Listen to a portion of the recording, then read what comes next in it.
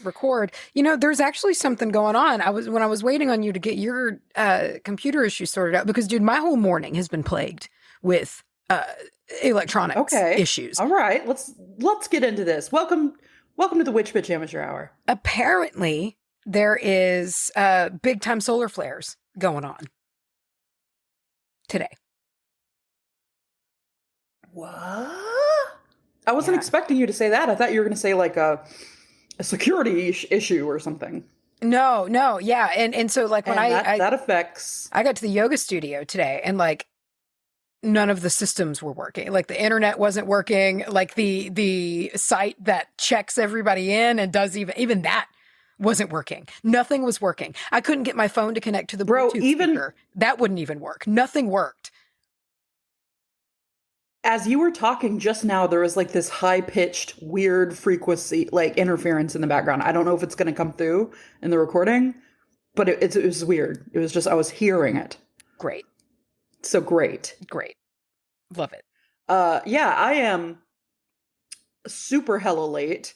I was on time. I made a sweet ass, delicious cup of coffee. You know when you get like really ritualistically into making your cup of coffee? Like it's an event. Oh yeah. And you get in that flow state. You know, I was in one of those and I was like, oh hell yeah, it's going to be a good day. And then I sat down at the computer and I went to log in and it was like, Chrome wiped everything. Sorry. I was like, okay, cool. So it was like, put your password in. We'll recover it. So I put my password in and it was just like, no. Mm-hmm. And I was logged out of everything, including my password manager and emails and, of course, Facebook. So I had to go through, and I don't have it written down physically anywhere because I'm like, you know, I got a password manager. Who needs that? What am I, a boomer?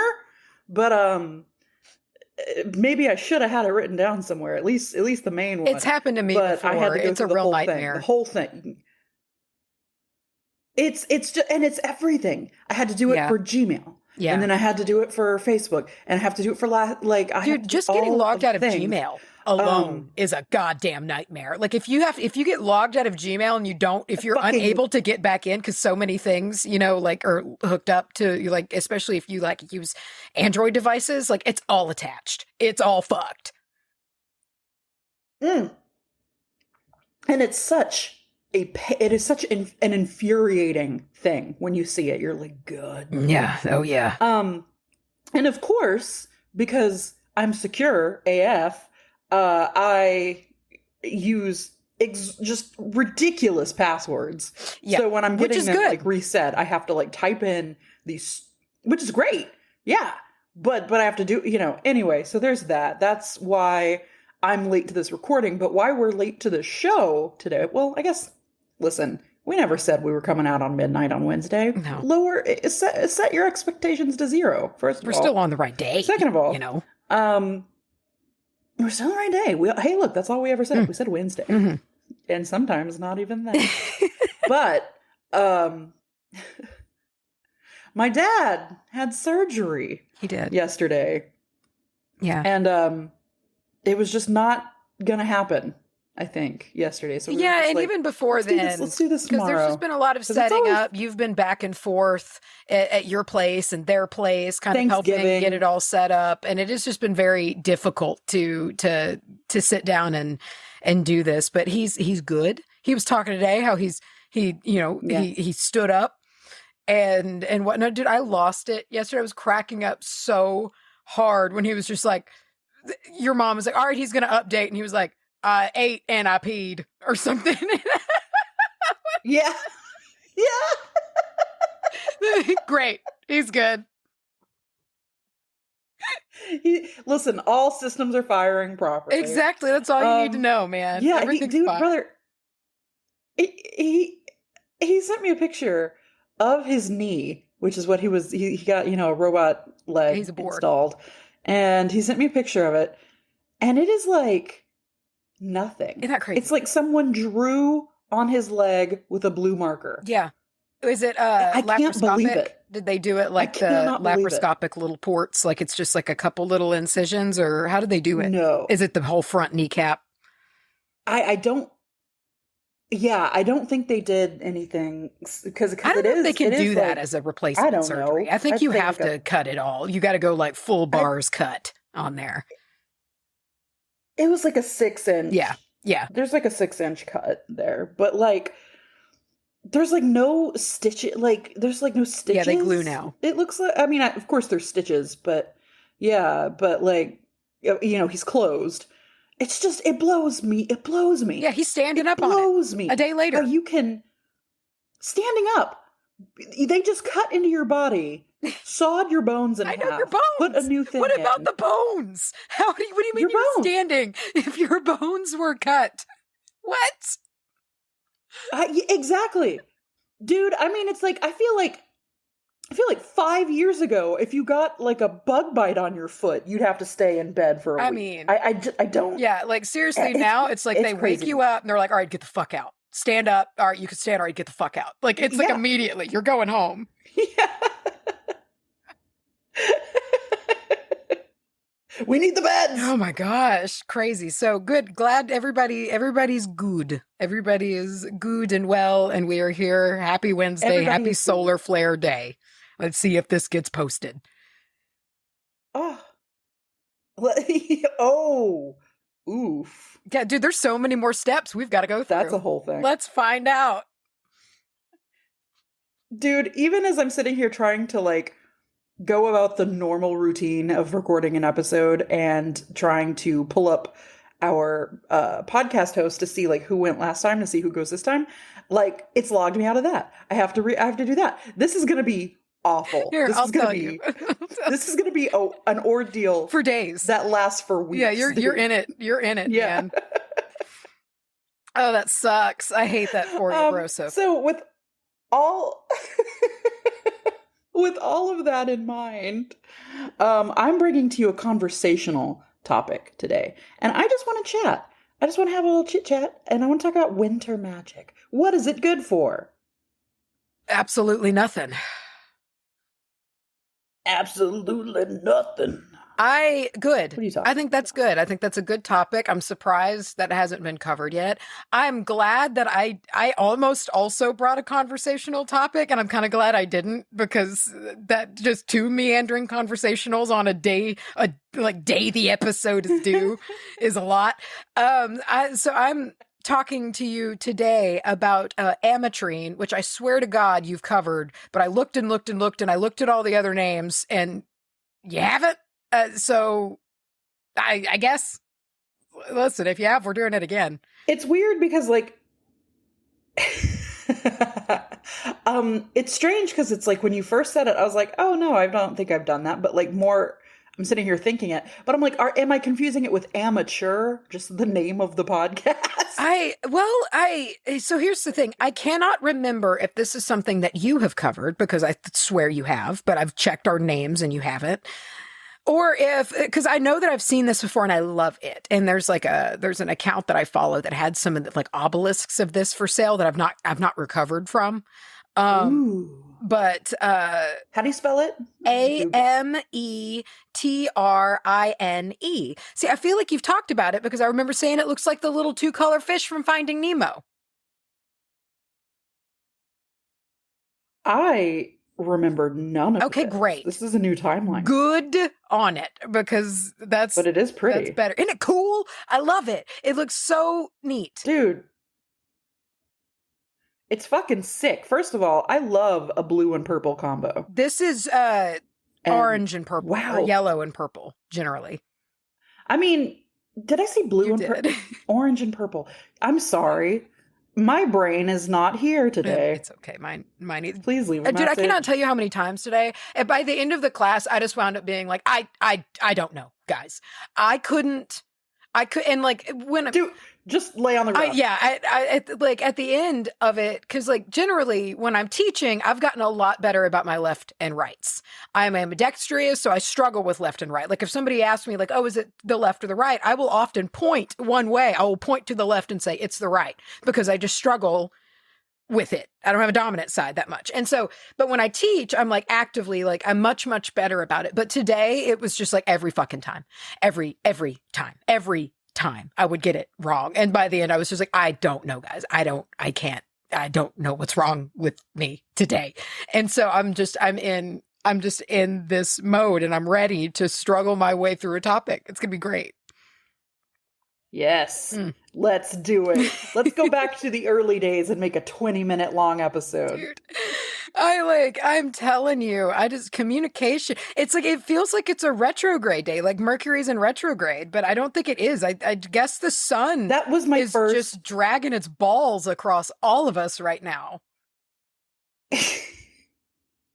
Brother, I was like, who have I become? Because my first thing when I was having all this trouble, and I realized I had to just go get my phone and try to work it out that way because I didn't have my phone on me. I just threw my hands up in the air. My first thing was like, what's in retrograde? What is? And then I just kind of stopped and I was like, who am I? Alrighty then. Damn. Oh. Okay, let's go for it. All right. So, Ametrine. That name will make sense in a minute because it's two words stuck together. So, Ametrine is it's ammo. It's made of bullets. Dude, it's so like on the nose, where like how it's just two smushed together words. It kind of cracks me up. So, Ametrine, this name in particular comes from combining amethyst and citrine together in one word. Because that's essentially what's going on here. So, Ametrine is a super cool looking, badass looking little rock. I love it, or stone, whatever, crystal you want to call it. It's a fade of purple and yellow. I have found these in the wild. I don't know if I ever have. I've seen them online. I don't know if I've ever found one in the flesh. I have found, I know that I used to keep a point in my wallet that was half amethyst and then it faded to citrine. I think, because that's what it looked like. I mean, maybe there was something going on chemically that I don't understand. But I know it didn't look like this though. This looks like brilliant in color. I feel like mine just kind of petered out into a yellow. Well, and we'll get into that. There's a lot of it's questions, I guess you can, about Ametrine. So great. Other names are Tristine, or by the trade name as Bolivianite, named because the only place in the world really that this comes from is from a mine in Bolivia. Like there you go. What if you were just like, it's from El Paso? Yeah, and just totally something way not that on the nose name. So some things to look out for, though. So here's the deal. So it is naturally occurring. Ametrine is naturally occurring. However, there are lots of synthetic ones out there, like a lot of them. So first off, if you see anything that is not purple and yellow, whether it be a little more faded, a little more yellow, whatever, and it's calling itself Ametrine, it's not, for one.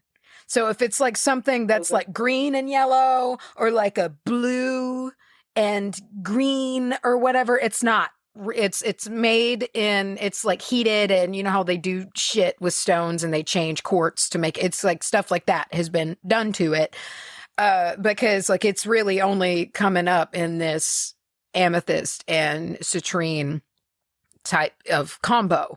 And so you got a range of prices there. And so this is where you kind of get into reliable sourcing,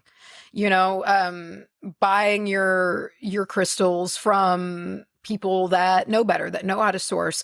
Because the thing is that you really cannot tell synthetic God damn it, I just keep wanting to say amethyst.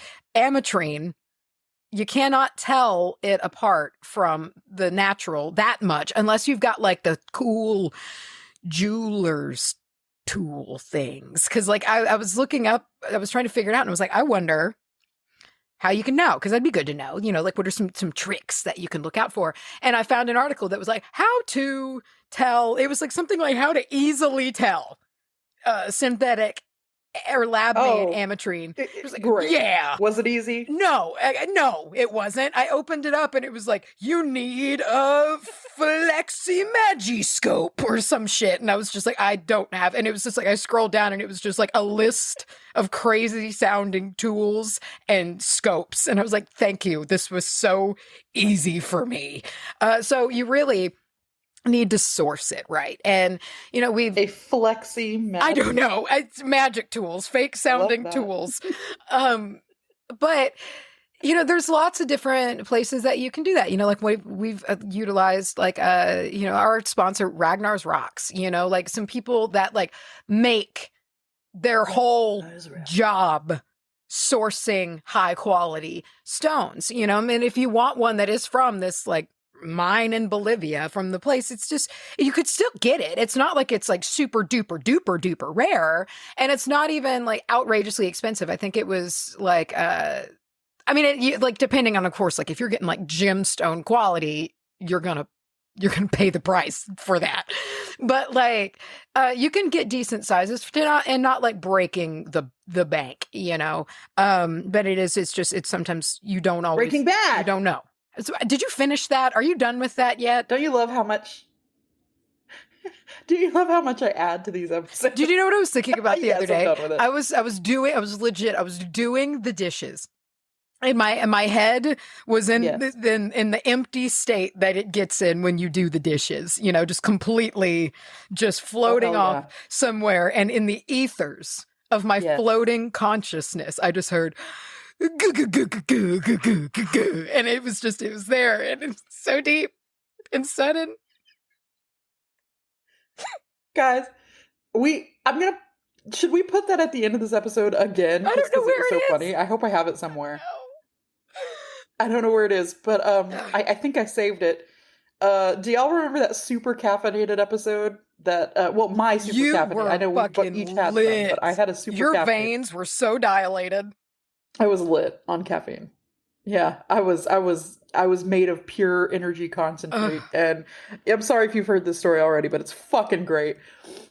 Macy's talking about her topic, and it's just in the middle of it. There was no reason for it. No. There was no reason for it at all. And you were like deep in the middle of it. And I just in the background just went like in the microphone. And what's funny is I didn't catch it. I didn't notice it, I guess, or like I ignored it. You like stopped. I did. You like I stopped and you moved like on. Stopped, noted it, and then moved on. That's right. And I didn't notice it until editing, and I sent it to you, and you were like, "Why?" It hit me so hard when you sent me it, like in post. For some reason, then it really struck. It's great. Oh gosh. So I think that sound lives rent free. I need to make it a text tone, honestly, for you. It lives. It's part of me. It's in my cells. It's in my mitochondria. Oh, the mitochondria is powerhouse. Damn right. So listen, we're going to talk about this mine, okay? So this mine is it's from the Rincon del Tigre area, and so it's the Anahai mine, so in Bolivia. And this mine first became like decently known in the 17th century. So there's a Spanish conquistador who received it as like a dowry when he married a princess from the area, and their name was Anahai or Anahi.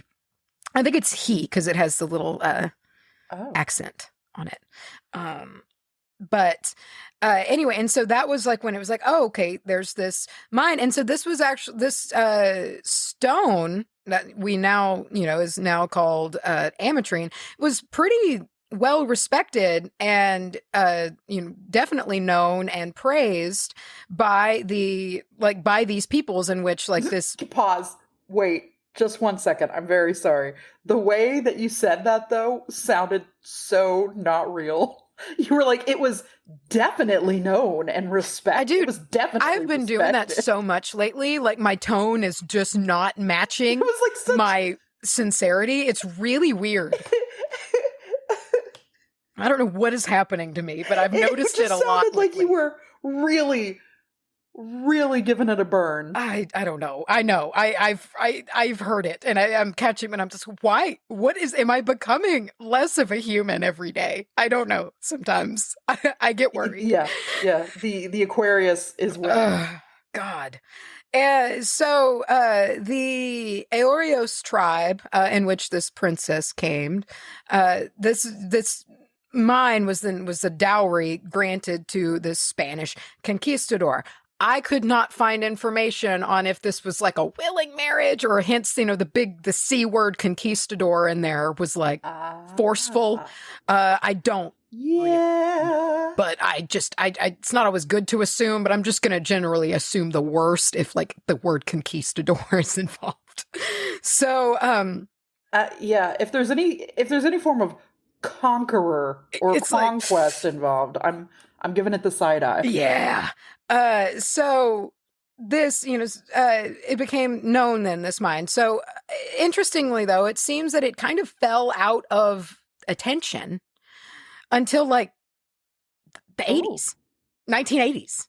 And why? So I don't know. Did it say why? I don't know. It was weird. Like, I was trying to find that out, and I don't know if it's just like one of those things to where like, and like the 1700s was long enough ago, and information was easy enough to lose, and was changing hands so much. But it does seem that this conquistador, it became much more known in the 17th century, because they were sending these very fancy Ametrine stones back to Europe. And so like high society and royalty there were like being gifted, the queen and whatnot were being gifted these Ametrine jewels. And so it was popular for a while, but like, how things were, especially back then, like it's like one person or ruler can be like, no, I don't like it anymore. Or like, and it's out of favor. You don't have it anymore or anything like that. Yeah. I don't know if it's something like that. This is for poor people. Yeah. And so it's like, I don't know if that was the case, but it just seems like attention kind of faded on it. And, of course there were pieces of it that existed. And from what I could tell was that it was generally met with suspicion, right? Because like in more modern days, because it was like it seemed like it had been faked or like created, heated or something like that, to manufacture this effect, right? And so in like the 80s, right, there was like it was okay, this is legit, like as it was seen, like I saw in quotes like the quote find of the mind in 1980, because it's already, had been known. But there were several tests that were done that were conducted in order to see if the quartz, or if this was like actually the result of like nature doing this or treatments, right? And so it was discovered then, after all these tests and all of this stuff, that it. Dude, what are those tests even? How do you do that? I don't know. Science. Dude, I sometimes pull stuff up. Like I was on Mindat and like geology.com or whatever. Like, and dude, when they get in on their language of rocks and study, I'm just like, what are these words? What do I not belong on this site? Like, is this a sign that I'm not supposed to be here? Like, what? It's like a confusion spell. It's like it just jumbles the words. I can't make myself absorb it. I'm just like, what are you saying to me? So I don't really know. The fuck does this mean? I know. It's weird. And so basically, before this, beforehand, it was like, all right, all treatment, whatever, this is all being treated. These rocks are being treated, whatever. And so then the mine was in Bolivia was like, oh, hey, no, by the way, we've been here for hundreds and hundreds of years. And the shit is real and it's right here. And, you know, so this started, I had my dates wrong. So it seems like this was in the early 90s or like kind of late 80s, like 89 to like early 90s, that it was like, okay, so this mine does have this stuff. That's where this came from. And it was starting to become extracted again. So that is where it came from. And now it is a functioning, working mine that is the only source of this quality. I did see that there is some, it wasn't really clear because like I saw there were a couple other places, it seems, that have it, like one of them being like little small deposits, I think, in the US, but it's not the same. It's like it's not enough to be like considered like the quality that you get from here to where you see it, you're like, oh shit. Like it's really not even like, you know how like sometimes there's like commercial quality of like, and it just like gets sent to be turned into roads and shit, you know, and then there's like stone quality. It kind of seemed like that. Like if you want this to be used as like either jewelry or a crystal that someone has or carries or puts on a shelf or whatever, it's like it's coming from Bolivia if it is not treated. That's where it's coming from. Okay. Yeah. All right. Otherwise, it's trash. So the purple is amethyst, right? And so the yellow, okay, here's the thing too. I swear, guys. All right. So talking about the speak, right? Talking about the language. I spent some time in some forums, which are always interesting. I love doing research in forums because you can get some really interesting information. I was in a jeweler's forum, I guess.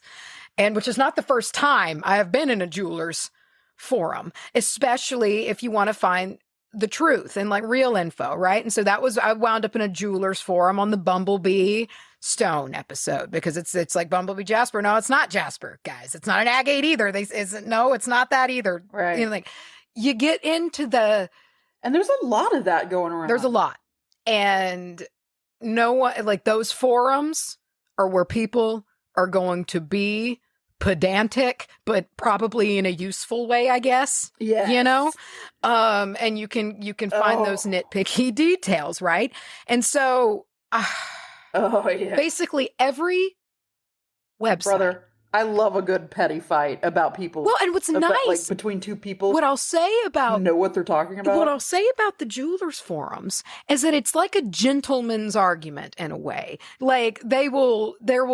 It was interesting. Like there was a, you know, of like, well, I don't see how that could have been garnered from the text that I wrote. However, I will say this. You know, you'll get that, but like. It was nice. That's some real, like, per my last email. I know. Yeah, exactly. But it was nice enough, but like, it was neat to see back and forth. And so generally, all right. So when I got on Mindat, because I do like Mindat is a good site when it comes to rocks. And it said, like, right out of the gate, but listen, guys, it's not really citrine. And I was like, fuck. What?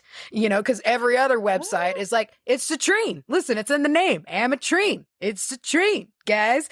And so Mindat came in and just fucked all that up for me, for my clarity that I was expecting on this topic. My confidence was ruined by Mindat. Good. And so love that. So Mindat says, okay, so listen, I'm just going to give it to you straight from the horse's mouth because I don't know. So when the purple sectors are made of amethyst, the yellow or orange sectors are not made of citrine, because they are colored by inclusions of iron compounds that would properly be called ferruginous quartz, accordingly. Upon heating ametrine, the purple sectors will pale while the yellow-orange sectors keep their color. So it's like different from citrine, but it seems that the properties are the same as citrine and everybody's calling it citrine. But even the jewelers were like, no, it doesn't actually seem to be citrine, but like... So this is like a cedar versus juniper thing. I don't know, man. Like it is, it seems from a property standpoint, from a metaphysical standpoint, the properties of this stone, it's like you're marrying amethyst and citrine together. That seems to stick. However, from a geological standpoint, while this is still yellow quartz and some places calling it citrine, it seems like, according to the people that know things, it's like not technically citrine, but I am not smart in this way. So there you go. You can chase this rabbit hole yourself. But for metaphysical purposes and whatnot, as we get into the metaphysical side here in a minute, we're talking citrine. Okay. Amethyst and citrine. That's what we're getting into. All right. Yeah. So just forget everything you just heard. Yeah, you know what? Like, if you even care about the geological side, there you go. But if you just want to put this rock against your tit and have it shoot a vibe off, the citrine and amethyst vibes are the vibes you get, okay? Yes. So. Yes. Tit vibe. I mean, some of the ways that this can form are really pretty cool. Like, so there's some like slicings that you can see to where like, like the cool, like the biohazard symbol to where it's like the triangles that are like 3 triangles that are black and then 3 triangles that are white, and it will look like that. It's really neat looking. There's some neat ways that it can form. And then, of course, you see like the more gradient Also, I love style. the word slicing. Slice, you get a slice of it, which looks pretty cool. Oh. Yeah, it's pretty neat. So, as mentioned earlier, there were, the examples of the synthetic kind of makes of this, the Ametrine that is synthetic. But it doesn't seem until 1994, coming out of Russia, that synthetic Ametrine was like big time available for commercial distribution. Like there was enough being made to really get that out in the market. So it seems like the kind of early pushing into the mid 90s is when Ametrine synthetic versions were really getting pumped out. So let's see, that was from Gemology Project. What is it? Gemologyproject.com. So both what is it? Both heat enhanced quartz and synthetic Ametrine, again, you can get. So just source them right, or if you got a little metaphysical store, a lot of like small time like metaphysical stores, they go and like buy their inventory themselves. Like I know a lot of stores go to the Tucson Gym Show to source, so they might know, and so you can just ask, be like, do you know where this came from? Is this lab made, or is this from the earth as it is? They make really pretty jewelry, like when they're cut and polished, and set into like these beautiful settings. And since their hardness is at a 7, because it's quartz, it's super hard, it can really be carved and shaped. And like I saw some that were like the big like rectangle emerald cut that's like real big, it's like an inch sometimes, and it's like a big rectangle. Yes. And it was like they underneath that, like they etched like this rose vine that was like on the underside of it. And it was the most beautiful thing I've ever seen. So it's like, because it's quartz, you could do a lot with it. So ranging from like fancy jewelry to even using it in its raw form. I did see though, if worn daily, it will, it eventually might need to become like polished again. It might dull over time, even though it is pretty hard. But they're not very sensitive to like temperature changes or, they're quartz. Like they're pretty sturdy. So where are we? Okay, let's rock into the metaphysical here. Let's like get into what this can do. Let's talk balance. Rock in. Talking balance. So it's a stone that's created. Talking about balance. So it's made from a balance of stones. Its name itself is a balance of stones, or at least the commercial name, Ametrine. So you get the properties of both. And so the balance of amethyst and citrine is kind of nice. It's kind of nice. It's kind of good, And it can help promote harmony and perhaps restore some imbalances that you might have that are either having you spin your wheels or you're feeling drained and you're having a hard time just getting any sort of, traction like on the other end of that. So like it just kind of maybe help bring some balance if you're feeling just a little bit out of whack. Apparently, especially there's some emotional ties with this. So if your emotions perhaps, or you're just, they're running away with you a bit more than you would like, or perhaps a bit more than normal, this could maybe be a good fit to help wheel that in and kind of bring more of a balance to them. So apparently, and I guess sensibly, the qualities are going to vary depending on like the ratio that you get, right? So if you have one that's like almost all amethyst with just like a little citrine, little nippy nip there at the end, it's like you're mostly going to have some amethyst properties, but like, it just kind of depends, right? And so depending on like if you got a half and half, or, like at that point, if it's anywhere close to half or like even 60-40, I'd be like, it's about the same. It's fine. Just to keep it simple. So, and that can also help with your selection. Keep it simple. Keep it safe. Keep it simple. Keep it safe. If you can kind of source or pick yours out, right? So if you're like picking this for like a purpose, right? And you're like, I'm going to get this for like this reason, right? And so if you want to get a more yellowy one, maybe you're wanting to encourage your creativity or something like that. Like you want to bring balance and help bring your like creative flow back into balance. Then maybe that's a good one to have one that's a bit more yellow than purple, or vice versa. If you are trying to like find more peace or things like that, like find that like emotional balance. So maybe get one that's got a little bit more amethyst in it, but you just get, you can decide, you can choose that. So it seems that, this can be a pretty good friend, a little good pair for money magic. So you get the kind of money drawing, that comes from citrine. That kind of prosperity money drawing with the cool-headed, open-minded kind of thoughtfulness and focus of amethyst. And you also get focus with citrine. So it's kind of a nice one because with money magic, it can be tricky sometimes. You can just like, sometimes just be like, you just want money to come in. But sometimes like a spell is going to work better if you can like be like in this way. Or like try to focus on how is this going to happen? Like I'm bringing this money in, this income in via this. This is what we are doing, and so it's like, it's a good one to pair to help focus in times because money doesn't always just come. It takes some focus to make it happen. It helps you keep your mind on your money and your money on your mind. On your mind. Yes, precisely. Which is nice.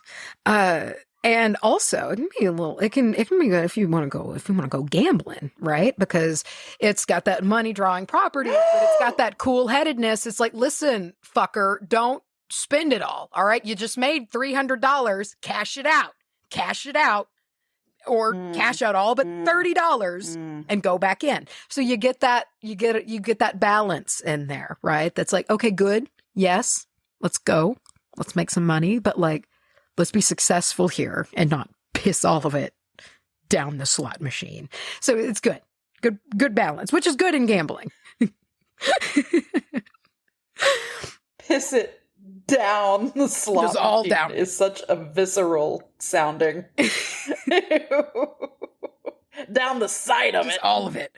So this can be good if you are wanting to work, if you are if you consider yourself more like someone who likes to work with the sun or someone that likes to work with the moon. It can be a good crystal to use in meeting in the middle, maybe.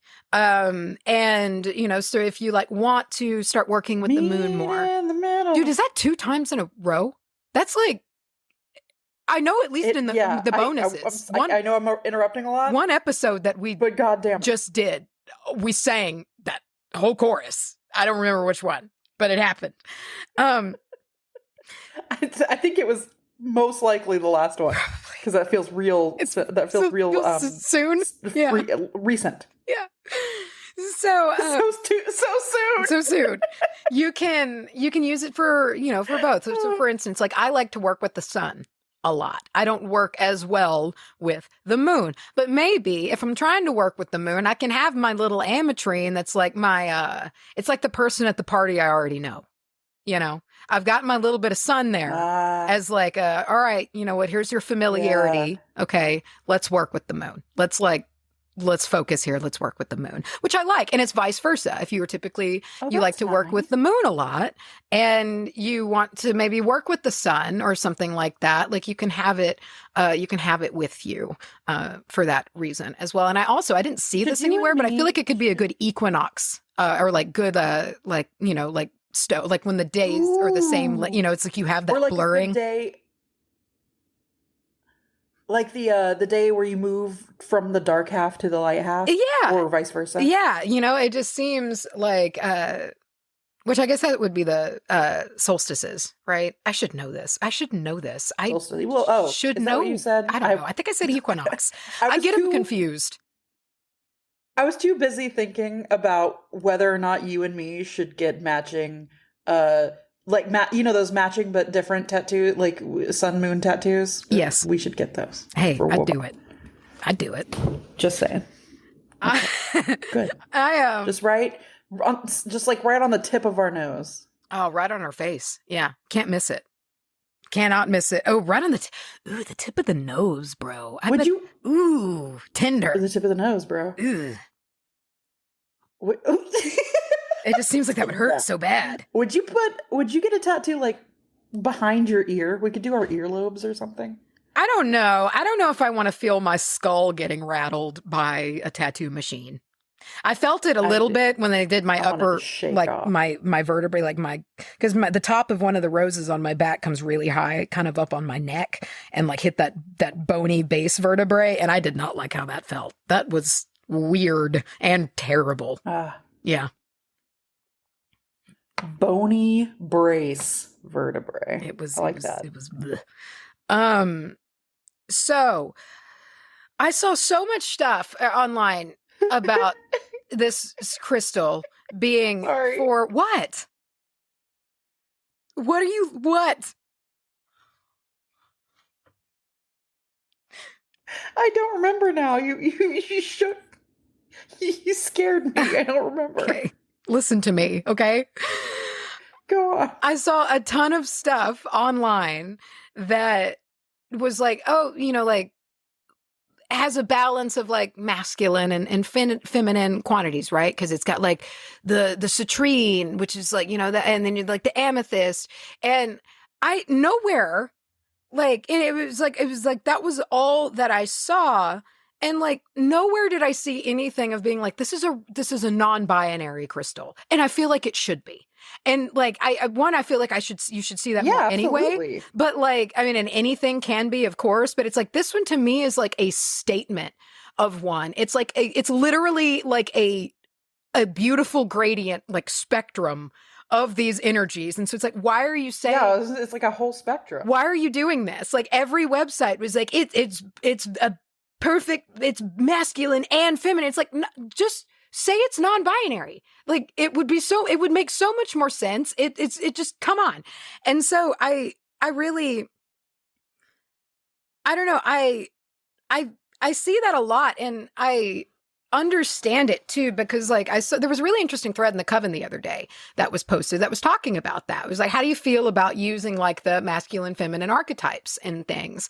And there were lots of non-binary folks that wrote responses that made a lot of sense to me, you know, and like I understood it, and I guess you can say a way that I haven't before, like, because like I don't know, something just really clicked for me, and it made this all the more odd when I was doing this research, because like I'm looking at this thing that's like it's like clearly not belonging to either thing, and it's still being flagged onto it as what it is, but these energies are present in everything in a blend as it is, and maybe it's weird to apply gender to a rock, you know? And like it was very just doing this, she's like, this is weird, you know? And I don't know, it was very eye-opening for me. But in this one in particular, I just feel like this is an excellent stone to really embrace the magic of that non-binary energy.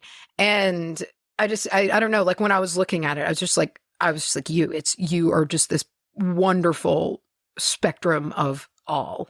And I really like that. So if that's energy that you like to work with, I'll, give her a look. And if you do, subscribe to the masculine and feminine archetypes. Again, it's bringing balance to both, because it's kind of saying the same thing, right?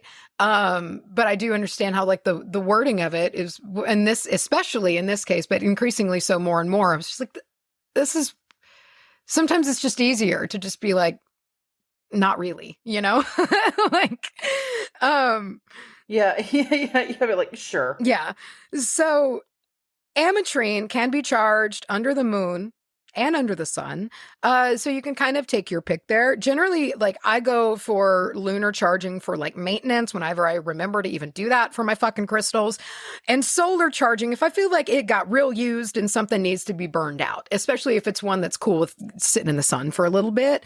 So dealer's choice on that, however you like to cleanse your rocks. And look, I didn't get confirmation on this, but considering it's quartz, you can probably put it in water too. Like just rinse it or whatever. If you like to water cleanse your crystals, just run it under water.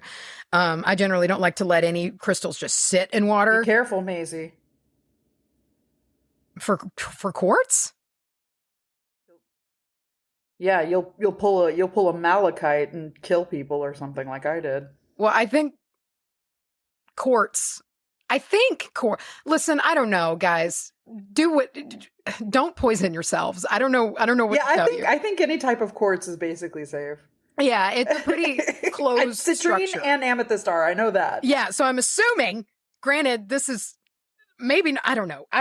Listen, this of all days is so hard for me to go into whether, I don't even know if it's real citrine. I don't know, guys, okay?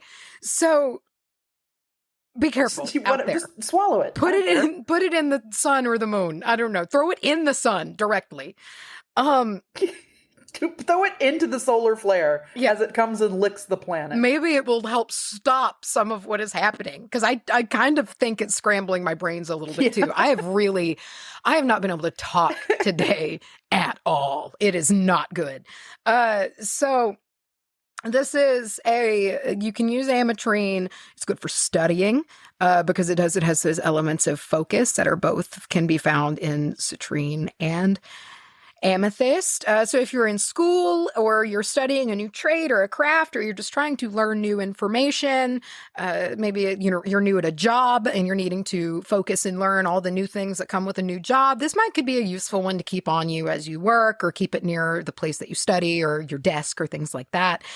And so with, again, the citrine and the amethyst, there's a mix of like solar plexus and third eye kind of crown energy being united with the stone, which is a powerful combo, right? So you have like your drive and your will, a bit of your ego even, paired with intuition and sense of knowing and connection. So when you put those together, it can lead to a lot, whether it be self-discovery or manifestation, things like that. I could definitely see, especially with it just being so, such a wonderful balance of so many energies and just this neat hybrid thing in general, and just being what it is as just like this blended thing.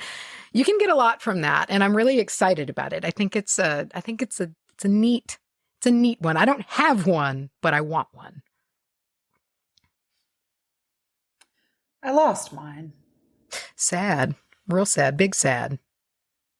Yeah. Big sad. Anyway, that's Ametrine. But that's all I have. I'm done. Oh, yeah, okay. Yeah. Beautiful. Clap, clap, clap, clap, clap. Thanks. It wasn't very good, but thank you. I've done better. Wow. I feel like my whole, like, okay, so when you're playing Guitar Hero and you miss notes and it's like, yeah. I feel like that was me trying to talk my way through that topic. And then the crowd starts to boo. It just wasn't, it didn't, yeah. I don't feel, if anyone learned anything from that, it was that I did not know much. Mace, I think it was fine. Okay. I think it was great. I think you did it. I think you did it. Thanks, bro. I feel like that sometimes. Like sometimes I really will. I'll just feel like that. And then I'll listen back to it in editing and be like, it wasn't that bad. But like sometimes I'll wrap up and I'll be like, why do I have anything? Yeah. In my life. Yes, exactly. Why am I allowed? Yeah, that was dog shit. Okay. Yeah. And then you listen back to it and you go, it was all right. Let's hope for that. So just keep your expectations low, I guess, is the point. Well, I'm just gonna chat at you now. I'm gonna chat at you about winter magic, and I think we could just have a goddamn conversation. Sure. Also, I need to tell you about my giant coffee. Okay. Just, you know how sometimes you put your grocery order in online and then they don't have like the exact thing that you wanted, so they're like, we subbed your 24 pack of eggs. Sometimes you strike gold. Pack of eggs, yeah, or you get screwed. Yeah. Well, sometimes, yeah, and here's the thing: sometimes they don't charge you for the difference, right? And because they're like, sorry for the inconvenience or whatever. I ordered and here's the thing: I was kind of broke, so it wasn't like high quality. It was like the knockoff of Folgers. It was like store brand Folgers. Awesome. But I ordered the one that's like, I don't know. It's normal size. It's like, okay. The tub that you pop the little plastic lid off of, right? Mm-hmm. And it's probably 10 cups of coffee in there, right? Mm-hmm. Or something. Mm-hmm. I don't know. Like cups of ground coffee, not just 10 cups of, like, you know what I'm saying? Yes. They didn't have that. But they did have the mega massive last you all year size of 2 of your heads put together. And that's what they gave me. They gave me a bathtub of coffee. But that's nice, right? Because when they do that, you get that big size for the same price as the little size. Yeah. And that's what I'm saying. I got it for the same price. And listen here. When I was pulling everything out of the bags, the grocery bags, it got its own bag. That's how big it was. It got its own little bag. And I laughed a hearty belly laugh. It was so funny for some reason to just pull out this ridiculous. A family of 12 would not need this size of a coffee thing. And it's really been making my day every time I go to make coffee. Good. I'm just like, I'm never going to be done with this. I'm never going to run out of this. But anyway, I'm going to have so much coffee. So I don't feel bad about like making my cup a little strong. No, because I always feel like I use too many grounds. You're in a feast. The famine is over. It's feast party. Time. Oh, yeah. Dude, I can never fully commit to that because I always feel like I have to like scrounge it. You know what I mean? Like just anytime there's excess of anything, I know some people, it's the what we were just talking about in like a bonus episode recently, where you have your little Lunchables pizza and you save all of your material. You put tiny little amounts on the first 2 and you save all of it for that last one. That's like my mentality. When I have excess, I'm just like, I gotta save it because I'm not gonna have it later. I can never be that person who squirts it all on the first one and just enjoys it. It depends on what it is. If it's food, I generally ensure that my last bites are going to be my best because I love food. I love tasting. I love eating. So it's like, I'm going to plan. I always like generally when I'm eating, I'm planning that last bite. Like I know what it's going to be by the time I get to it. Oh, brother, I'm the same. And have you ever had that last bite ruined? Oh, yes. It's the worst thing in the world. Yes, I have. It's very disappointing. It's like someone takes it or you drop your plate. Like something happens and you don't get that last bite that you've been waiting for the whole time. Yeah, that you've been working towards. Yeah, I've been there. Or like every now and again, like, I've got a little bit of a few things left and I'll be like, all right, well, I'm going to eat this first because this will be my last bite and it will be really good. And I'm like, fuck, that should have been my last bite. Yes. Yeah. Oh yeah.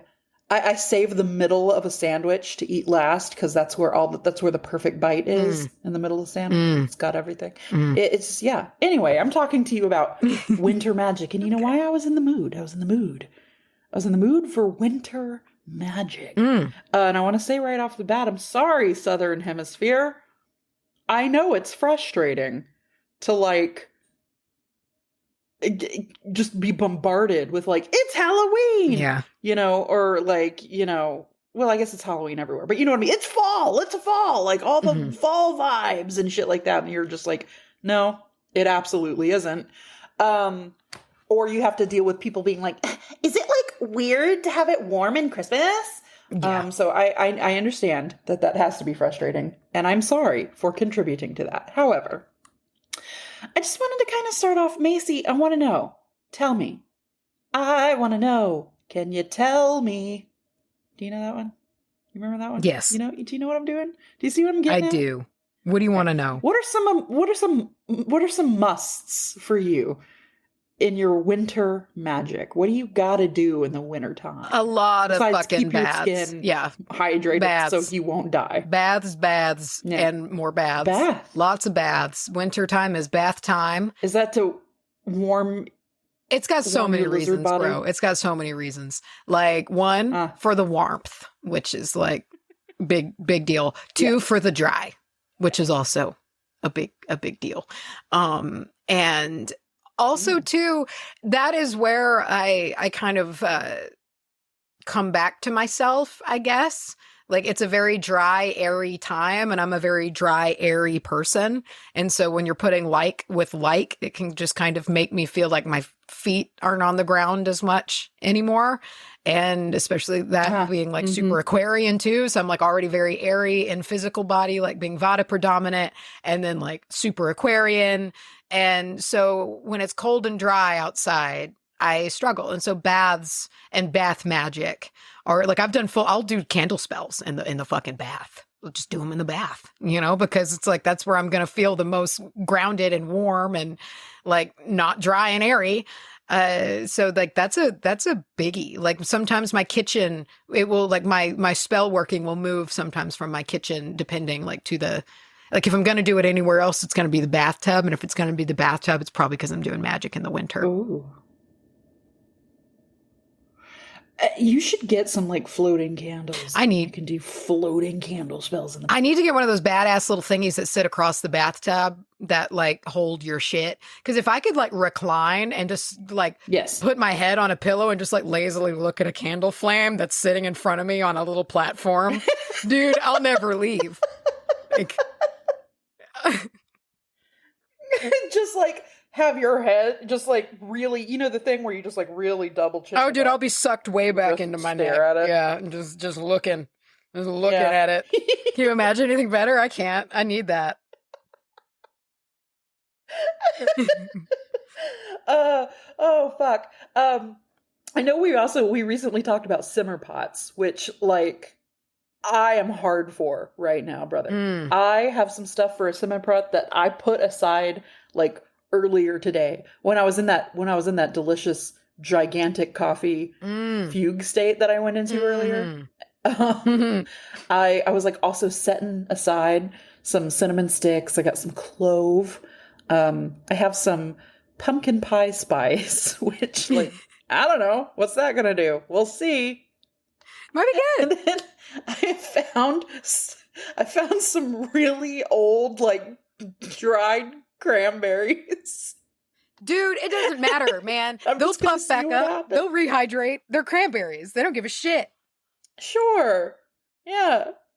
And I'm just kind of like, That's what a simmer pot's for, man. I went through all the effort of drying these out. But yeah, so I know we recently did this, but give me your go-to. Now listen, not your go-to simmer pot recipe. I want your go-to make the house feel like winter magic wonderland simmer pot recipe. Go. All right, I like that. So one, I'm putting the oranges in it. I'm not making a simmer pot unless it's got fucking oranges in it, especially in the fall. Yes, like it's got to go. Will you substitute in orange oil? Sure. Yes, totally. Because I always have orange oil too. All right. So I've done that before actually, but it's got to have that orangey element because also it's clean. I like that. I want that clean element. You know, things are stagnant a little bit more in the cold times. So I just want that clean, nice, like zingy orange oil smell in there. I want to, for winter time, kind of Christmas, I'm going to probably throw some cinnamon in there. I'm not like, I don't use cinnamon in everything. Like I sure don't use cinnamon in summertime, but I'll use it in the fall for sure. I want to put some rosemary in there. I like rosemary in a simmer pot. I like how aromatic a rosemary is. Ooh. Plus, it's that amplifier. I love it. Especially if you get a good sticky one. Yeah, like a good tacky one. Yeah, it's got all that good, stuff. And really a mixture of oils and a mixture of, just kind of whatever I might have. I like to do like all kinds of different essential oils. Like I put lime oil. I love lime oil, dude. Lime oil is one of my favorite things in the whole like fucking planet. I'm putting star anise pods in there. There's going to be star anise smell coming right out of that. I forget that lime oil exists. Lime oil fucking licks tits, bro. I love it. I love everything about it. No, it licks tits. I love it. It's fucking great. I just forget about it because like I just immediately I'll go for like orange or lemon first. I like it more than lemon. But when I do, it's one of those things. Lemon can be a little harsh for me sometimes. I think I might like it more than lemon. Yeah. Lime oil to me just smells like deliciousness. Like lemon smells like cleaner. And, so does orange oil a little bit, but orange oil to me still smells good. Lime oil just smells like one of those delicious, like, lime fruit bars, that's like sherbet, but like the lime juice kind that's just like, oh, yes. Dude, the word lime, like I don't have synesthesia. I definitely don't have like the level that you do because I feel like you bring this out more often, but like lime to me is one of those words that I taste. Yeah. Which makes sense. And I can't even put my finger on what it is, but it's not lime. It doesn't taste like lime to me. It's just, it has a specific taste. When I say the word, I'm like, oh, I taste that. Interesting. Huh. But not the fruit lime. Neat. Yeah. And really that's my base. Like that's my base of stuff. I might, depending on what I have, but if I've got orange oil and I've got some cinnamon and some star anise, maybe some apples, if I've got apples, I like throwing fruit in there. Ooh. And forgot about apples. Yeah, maybe. And sometimes like too, I like to put, like, I don't know if I have any, I'm not going to drink it, but if I've got like some hot damn, put that in there. Cause if you want fucking cinnamon smell, that'll give you some cinnamon smell, and it turns it a pretty color. Yeah. Yeah. Yeah. I essentially want to make a pomander in my simmer pot. Yeah. I forgot cloves. Give me that orange. Give me that cinnamon and clove, nutmeg, Do you when you cut your apples? See, here's something that I do basically only in the wintertime. I cut the apples the way that it gives it the little star in the middle. I only do that in the wintertime. It reminds me of crafts in wintertime. I get what you mean. It reminds me of like simmer pots and garlands. And like, I remember we used to cut apples and have to make apple stamps, and you could like dip them in paint and make like little stamps out of the apples. And that's how you would cut them. I forgot about apple stamps. Holy shit, dog. Mm-hmm. Wow. But when I'm making a simmer pot in winter, like I typically am doing it more for like the smell and the vibes than I am the purpose. I feel like when I make simmer pot any other time, it's like got a reason. It's bring money in, bring this in, make the home smell clean and clean my atmosphere. But like, I don't know. I just feel like I get real indulgent in the wintertime. And I'm like, I just want to smelly. Well, that makes sense. I mean, wintertime is kind of a time to, at least here, like this hemisphere, like it's cold and you're slowing down and you're caring for yourself a little bit more, and it kind of makes sense, right? Like you have this pot that sometimes, and it's too, just the compounds that you're breathing in will inspire you perhaps to do more. But sometimes it's like enough to just be like, you know what? This is for the vibes. This is for the vibes, and that's enough. Yeah. Yeah. And there's a certain release in that, I think. Because sometimes I think as witches and just working with magic, we put a lot of pressure on everything having to have a purpose all the time. And that's cool and it's great. And it keeps our magical hygiene up or whatever you want to call it. But like sometimes when you just do something because you just like the way it smells or you just like the way it looks, you kind of like, for me anyway, there's this little exhale of just like, that's okay. I'm gonna allow myself this. Yeah. And that's nice. I think that's a big component of winter in itself, but we'll get to that. I like to make, the past couple of years I've been making Christmas gifts, and I've been really, really, really into it. It's a good time. It's great. And maybe and here's the thing, I never know how they're like, it's hard to say for yourself, because when I get like a homemade thing, I really appreciate it. I'm like, holy shit, like you made a thing. But when it's me giving it, I always feel like, I hope this is like good enough or whatever. But like the thing is, it's cheaper, sure. But I really like to do it, and it makes me feel more connected to like the people I'm giving gifts to. I get it totally. Yeah. Yeah. So like I get really psyched when like Christmas is coming up, and I gotta go like, I gotta go get jars. I'm gonna go get some jars to put some of my shit in. I get really excited about it. But mostly, you know what's really good to do is spend some time outside. Listen, I know you're not into it, but do you like a good winter stroll? Good winter stroll in the woods? You know what I do, but largely a lot, interestingly too, like a lot of my wood time is spent in the colder months because of how our woods grow here, which are brambly AF. And when they're really lush, it's kind of hard to get through because you can't see them as well. And so you're just trying to walk and you get clotheslined by a barbed wire plant. But when everything is died, you know, kind of died back, it's just easier to get through the woods. And so I can see a little bit better. Like we do have hogs around here. So I feel a bit more comfortable sometimes in the winter because everything's quieter. I can hear, I can see, you know, when I go around. But really once summertime rolls around too, because the woods here we're in a hollow, so everything's wet and everything's hot. And once you go into that tree line, bro, you know, because remember when we filmed the second Ghost Antagonizers out in the woods, like it's a swamp. That's what I was there. thinking of. It is a mosquito swamp. It is and it's like snake heaven too. Fuck.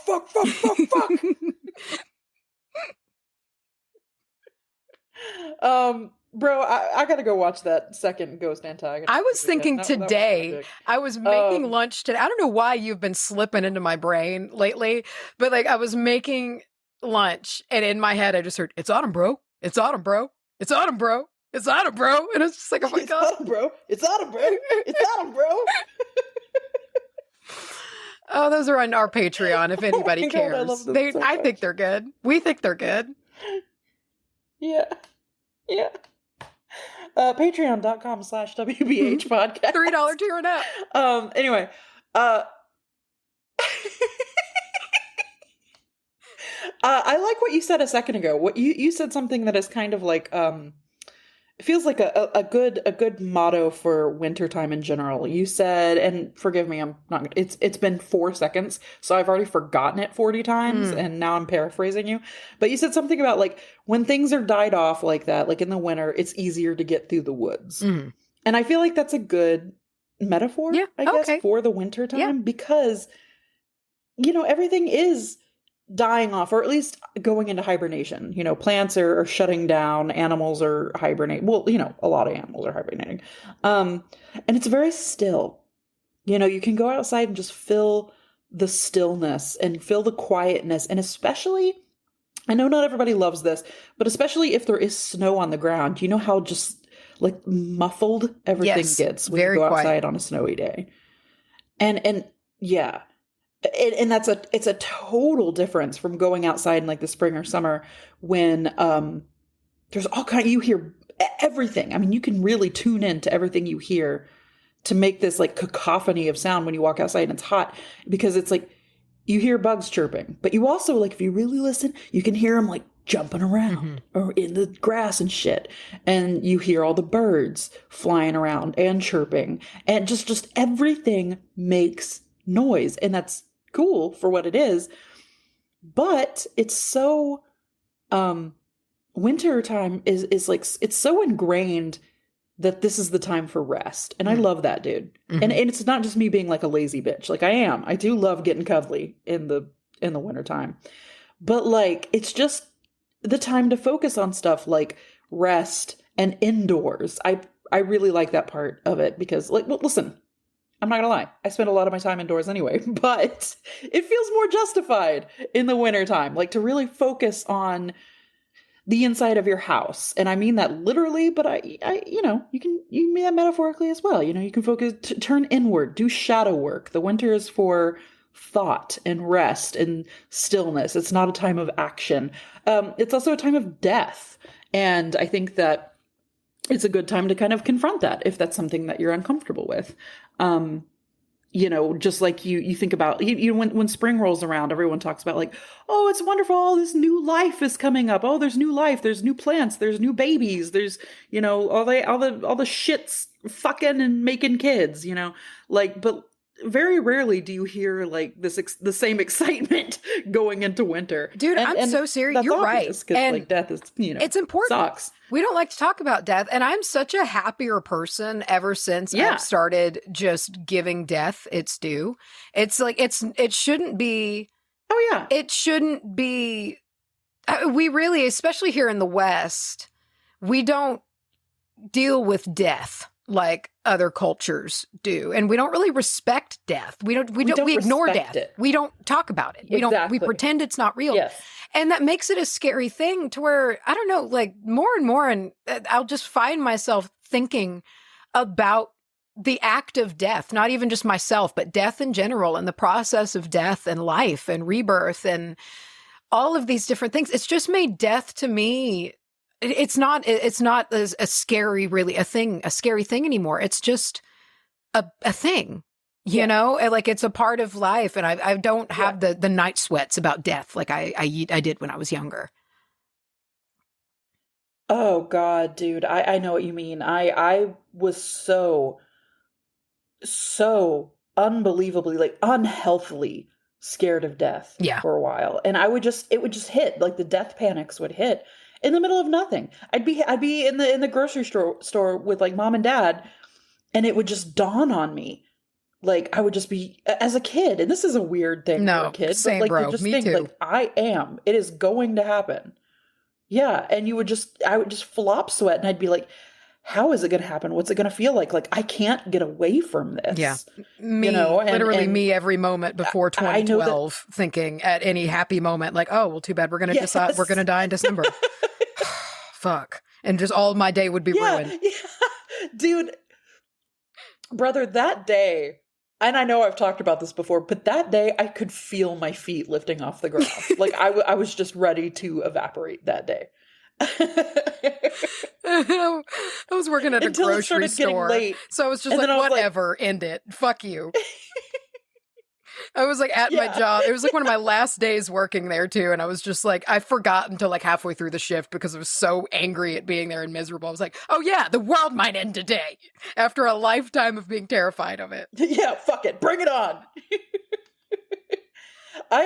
It's one of those things, and I do this with every end of the world prophecy, and I've stopped paying attention to them, but when I was a kid and kind of looping back around, when I was so afraid of death, and afraid of like apocalypse situations in particular, for some reason. For me too. I don't know. I'm sure there's something there, but like, and especially here in, I don't know if this is a phenomenon I got real stuttery there for a minute.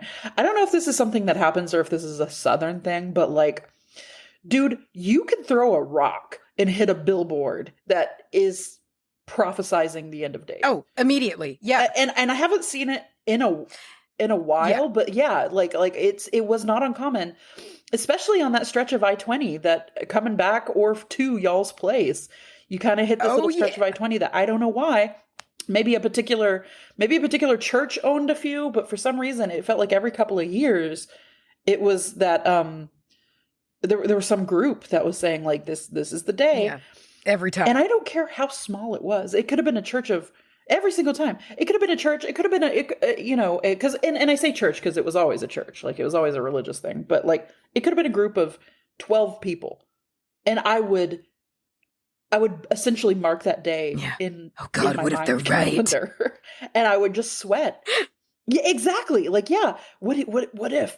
But like. It was just such a fucking awful feeling that I'm very glad that I don't have that much anymore. Like it does freak me out. More so when I was younger, it was like the process. Like, what's it going to feel like? You know, yeah. I mean, I still do wonder, like, when they cremate me, is that like, shit going to be awful? Like, I do worry about that still every now and again, because I'm just like, see, that's, you know, listen, here's the thing. That's why I want to be cremated. Yeah. Honestly, at least, you know, if I'm going to get over and done real quick, you know. Exactly. Yeah. I would rather explode over the course of however long that takes than feel my body rotting for years and years and years. Well, see, but here's the thing. Like, I'm actually kind of on the opposite. Because, like, I really love, and everybody thinks I've told this to multiple people, and they're just like, why? But, like, I like the idea. I've, like, seriously considered being sent to, like, the body farm. And, like, they just put me out in the field and monitor how quickly I rot. I have too. Something about that seems beautiful, to just rot under the open sky until I am nothing. And it's useful for something. Yeah. And in that same vein, I've also thought about the kind of eco burial thing, or perhaps even the ones that maybe, I don't know, maybe they sound silly to somebody, but like the ones where they like plant you with a tree. They like plant your body inside of a tree, or where they turn your body into compost. I've seen a lot of TikTok stuff about like turning your body into something useful after you're dead. And I really do quite like that. I'm going to have to reevaluate because for so long I've just, like, as a child, I was like, yes, I'm going to be cremated. Me too. Because if for some, and I'll tell you exactly goddamn what it's from. It's from the stupid ass fucking Humphrey Bogart episode of The Twilight Zone, where he dies, but he's still completely cognizant of everything that's happening around him. Yeah. I saw that. I don't want to spend like, eternity trapped in a box. What it is. Yeah. No. Yeah. However, me and mom and dad recently, we were waiting for a restaurant to open. So we were just driving around, and my mom turned into a cemetery, and we just took like a leisurely little drive through a cemetery, which is really peaceful if you've never gone through it. Do it. But we were just like looking at like all the headstones, and like the language of headstones, everything means something on a headstone, and just people's names, and just the grandiose, everything from like these gigantic mausoleum-y kind of things to like the ones that are basically a stick in the ground. Just everything about a cemetery is cool. And that's something that I feel like, that's the only thing I feel like I would miss out on being buried, is like a really cool headstone. Sure. Yeah. For just for the ambiance, you know, for the presence. Yeah. And you know, we were all talking about what would you do for your headstone, and dad was like, I don't mind to be like a coffee machine, and you could come up and get like a cup of coffee, and then like a screen would turn on and it would be me, and I would like tell jokes. Oh, that's I was fun. like, that is very my dad. Yeah. He's, you know, you like point next to you and like talk shit about your neighbor, your grave mate, you know, or whoever. Interesting. But that's a fun one. I like that. Anyway, super off topic. But yeah, I don't know. I think it's just a time to kind of meditate on death and what it means, particularly if you are someone who's afraid of it. Listen, if it's a phobia, and if this has been, I'm very sorry if this has been like upsetting, because I know some people are very, very bothered by this concept, and you know, I apologize for that. But if you think you can handle it, you know, maybe spend some time doing that. And speaking of dead and death, the closer we are, you know, to Samhain, and I guess just sort of in the dark half of the year anyway, it's a really great time for divination and spirit work. Talking to those who have passed on. Like, I've never done this because I kind of don't know how I personally would feel about it. I think I might be a little bit nervous, but like, you could theoretically talk to your spirits about death. You know, particularly if they are aware of the situation. Like, don't just ask any ghost, you know, don't be like a Zach Bagans and be like, how did you die? How do you like being dead, bro? I not know, and that can be very... Yeah.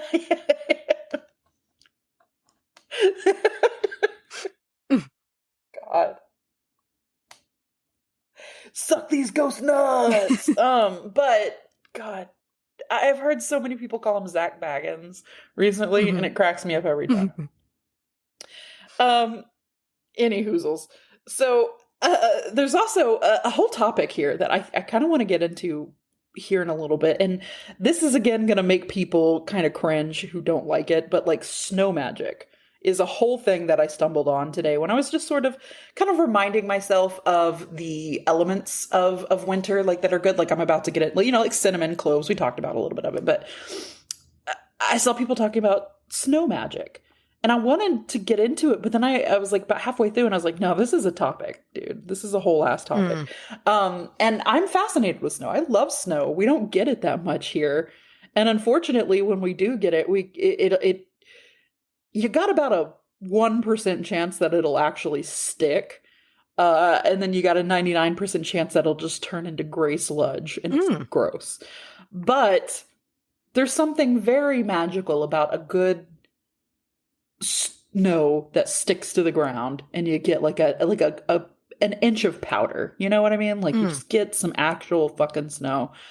My apologies to those of you up north who are literally up to your necks in snow and want to absolutely burn everything down. But so just as a little reminder, some of the things that we can work with during this time of year, elements are cinnamon, pine cones. Did you know that pine cones represent healing? We've done an episode on pine cones, I think. We did pine trees citrus, for sure. Which always... I can't remember, but that's nice to know. I don't remember that episode. Yeah, healing? We had those bomb-ass Bloody Marys. I remember that. Yeah, citrus is all about bringing the outside in, which is a really good time to do this because right now, as everything is dying, or I hate to say dying because the trees aren't going dormant. Typically dying, they're like going dormant. It's a good time to go out and grab leaves and to grab the sticks off of the ground. And you can do that to bring the outside in. I know typically to bring the outside in is to make it more green, you know, the whole purpose of a fucking Christmas tree.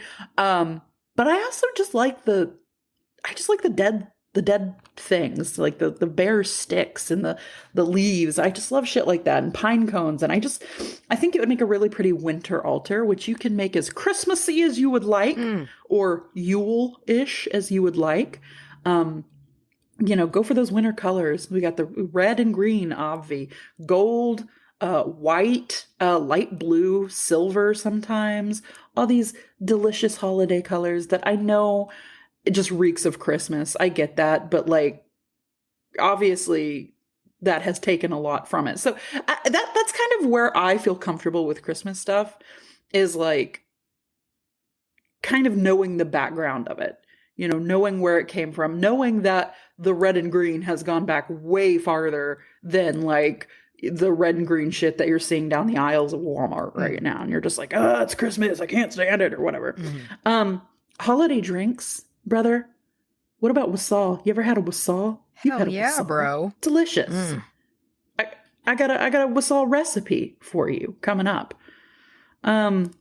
Actually, you know what? I got a wassail recipe coming up for you right now. Oh, nice. Let me get it. Let me get Exciting. It. Let me go to my other notes. Yeah, I'm a big fan. I know right. Bright Witch made some last year. That was super lit. Oh, baby. I love a wassail. I love a like a glühwein. I love fucking any kind of spiced holiday red wine-ish, cidery-ish kind of drink. I'm a hot drink like that on a cold night. My guy, you ever done it? Yes. Come. It will. So get all right, get you a whole gallon. Get you a whole, and this is making a lot, but listen, this is like a party drink, okay? Get you a whole gallon of apple cider, okay? And into that apple cider, you're gonna chuck a couple cinnamon sticks. Now, look, we're making this the pagan way, which is just sort of do as much as your heart tells you, okay? Throw some cinnamon sticks in there. I'd probably do like, I don't know, for a gallon of apple, I'd probably do like 3 cinnamon sticks. Put some little cloves, maybe some star anise into like a little sack. Throw it in there, let it steep like a tea. Also squeeze some oranges and a few like lemons. You're definitely going to do more orange. Like you're going to probably want like 4 squeezed oranges. You can be lazy, throw some orange juice like from the store in there. And then just like a little bit of lemon, but like enough to give it just like a little bit of brightness. You don't want the sourness of the lemon, but like, I don't know. We'll call it 1 squeezed lemon. We'll call it 3 squeezed oranges, 1 squeezed lemon. Great. How's that? I love it. Let's see what else. Also, in your little tea bag of cloves and star anise, throw some ginger, throw some nutmeg. What other good? There's allspice. You could throw some allspice in there. And then, of course, you can just do the cute things, like cut your little apple up, like we were talking about earlier, so it has the star in the middle. You know, which is you don't cut it the way of the core, like you cut it horizontal to the core or across the core. Right? Yeah, that's right. And that's what's all. Like it's easy. I will put a bottle of red wine in there as well. Yeah, why not? Or I'll use like maybe a pre-spiked apple cider. I like my wassail to be boozy. I would maybe put like a bourbon, some cinnamon, some schnapps. You know, I love schnapps. I don't really drink, but like I love schnapps to like Fireball. I cannot do, but it was way too popular when I was in college. I do love a see that's how I feel about Jaeger. Yeah, you did. Jaeger was like the one for like years and Russ's like adolescent or like late teens, early 20s time. Right. Yeah. Well, definitely at least 21, Macy. Well, of course. Sure. Yeah. How could I presume? How could you forget? No, but it did fade from a Jaeger bomb to a Fireball obsession, and I feel like after that it was rum chata. Like I feel like there's a whole grouping of people who will hear the word rum chata and immediately want to gag. But I love a horchata in general. Okay, and to wrap all of this up, just kind of getting cozy, talking about Christmas or Yule or whatever you celebrate in the winter times. It's also so cool that like everybody has a winter festival of some kind to do, you know?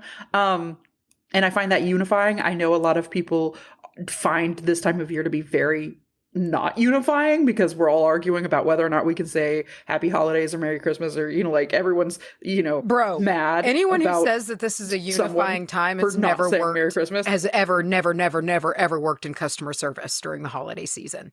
Like I love to believe in the good of man and the best of the best, but absolutely. People are they need to be brought together at this time because they are not. They are nasty and mean and full of spit and anger. Right.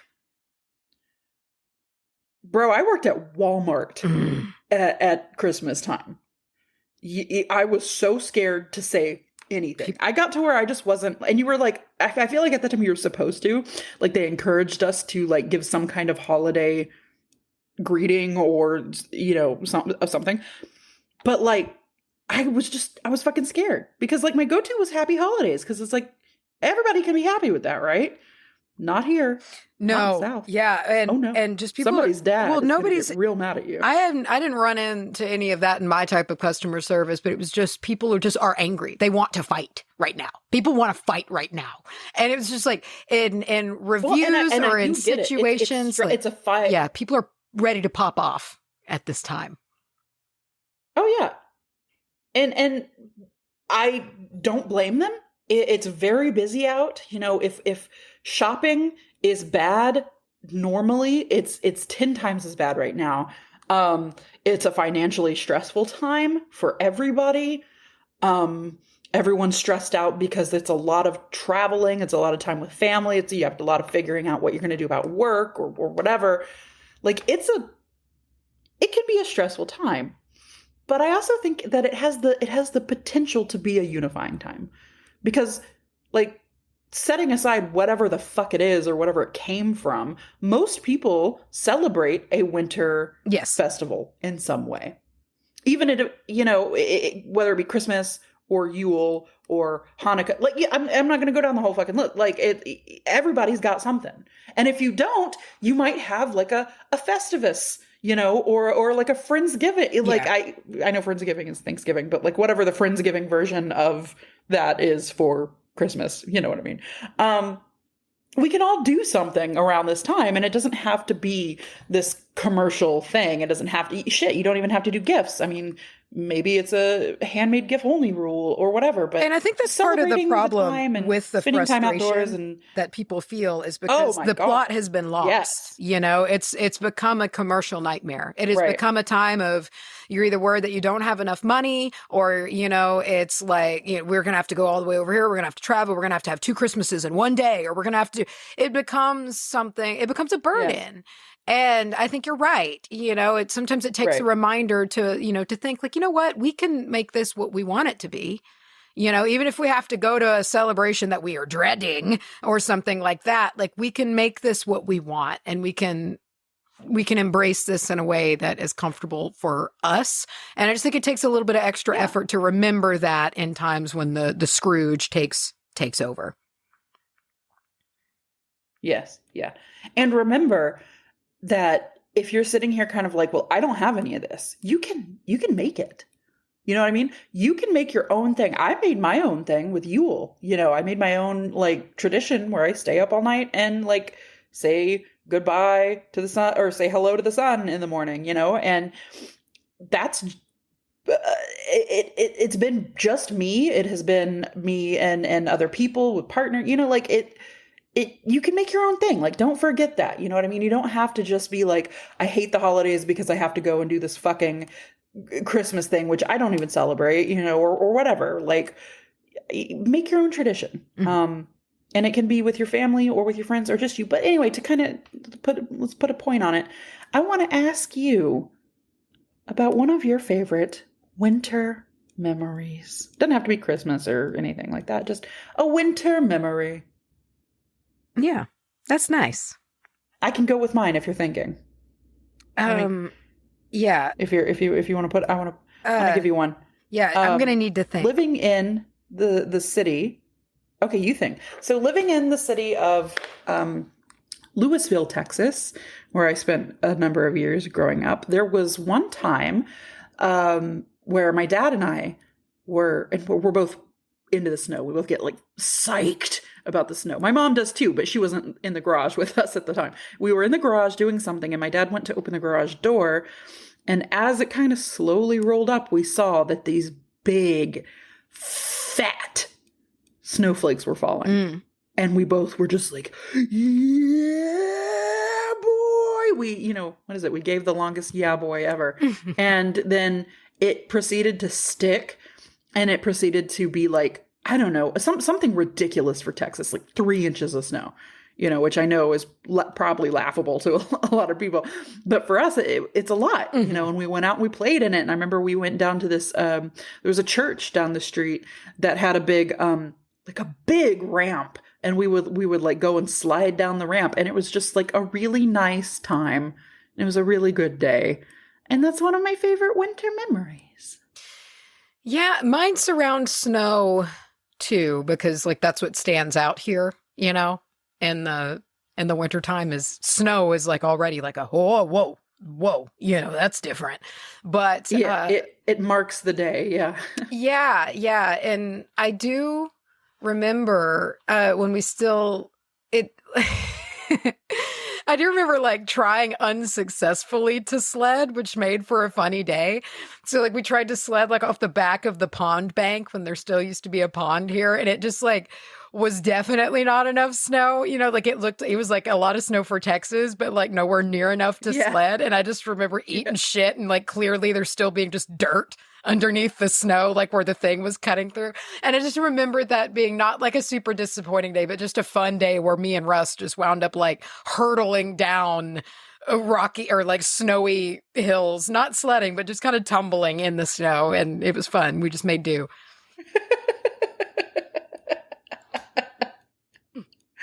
Did you ever do like a trash can lid or like a makeshift sled? That's what we started with. Yeah, it was the top of a tote, like a big storage tote, big plastic lid. Did not work. Yeah, probably not. That's one thing I definitely miss about childhood, because it's like, even though I still love the snow, when the snow happens, I'm probably walking around in it at most. You know, I don't know if I would go sledding. If we've got powder, I would. As a grown up. If it's like good powder, I would go sledding. Yeah, if we got enough. We just don't have places. And I had, but see, the thing is it's like, I remember it snowing when I was a kid, like in an apartment complex that we lived in.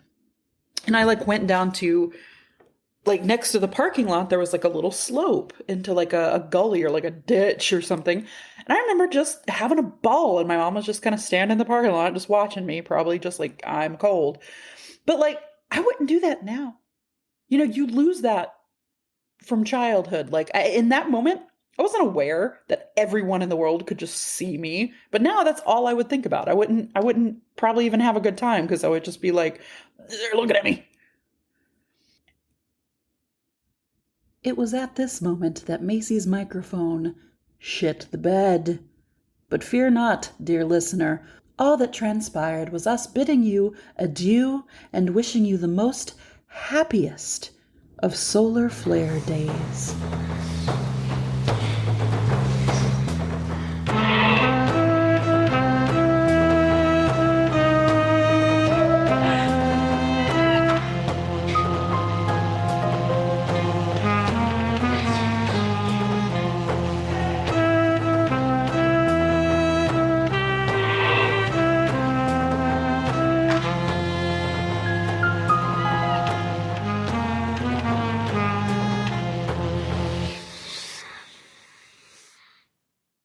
There's been some studies, and so